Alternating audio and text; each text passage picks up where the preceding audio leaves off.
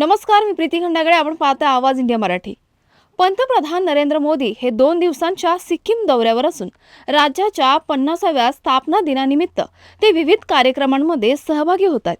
गंगटोक येथे आज सकाळी त्यांनी तरुणांच्या गटासोबत फुटबॉल खेळून उत्साही क्षण अनुभवला. या खेळादरम्यान तरुणाई आणि पंतप्रधान यांच्यातील सहज संवाद आणि उत्साहपूर्ण वातावरण दिसून आलं. या खास क्षणाची छायाचित्र त्यांनी सोशल मीडियावरही शेअर केली आहेत. या दौऱ्यात मोदी विविध विकास प्रकल्पांचं उद्घाटन आणि पायाभरणी करणार आहेत. सुमारे 4,000 कोटी रुपयांहून अधिकच्या योजनांचा यात समावेश असून पायाभूत सुविधा, आरोग्य, शिक्षण, ऊर्जा, पर्यटन आणि कृषी क्षेत्रांवर विशेष भर देण्यात आले.